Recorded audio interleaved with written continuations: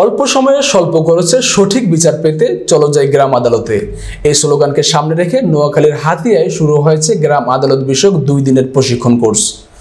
সোমবার সকালে উপজেলা পরিষদ হলরুমে এই প্রশিক্ষণের উদ্বোধন করেন উপজেলা নির্বাহী কর্মকর্তা মোহাম্মদ আলাউদ্দিন। তিনি বলেন, গ্রাম আদালতকে সক্রিয় করতে পারলে গ্রামের শান্তি ও সুবিচার নিশ্চিত করা সম্ভব। বাংলাদেশ গ্রাম আদালত সক্রিয়করণ প্রকল্পের আওতায় আয়োজিত এই প্রশিক্ষণে অংশ নিচ্ছেন সুখচর, চরকিং ও চর ঈশ্বর ইউনিয়নের 36 জন ইউপি সদস্য। প্রশিক্ষণ সঞ্চালনা করেন উপজেলার গ্রাম আদালত সমন্বয়কারী মোহাম্মদ আশরাফ উদ্দিন। প্রশিক্ষণ প্রদান করেছেন ইউআরটি এর 3 জন বিশেষজ্ঞ। উপস্থিত ছিলেন হাতিয়া থানার অফিসার ইনচার্জ AKM আজমল হুদা, উপজেলা যুব উন্নয়ন কর্মকর্তা প্রমুখ। আগামী 29 মে বাকি 8টি ইউনিয়ন ইউপি সদস্যদের নিয়ে দ্বিতীয় দফা প্রশিক্ষণ অনুষ্ঠিত হবে।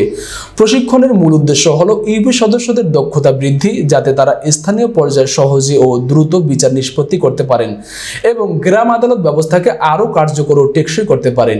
এই প্রশিক্ষণে গ্রাম আদালত আইন 2006, সংশোধিত আইন 2013 ও 2024 অনুযায়ী কার্যক্রম সম্পর্কে পরিষদ সদস্যদের অবহিত করা হয়।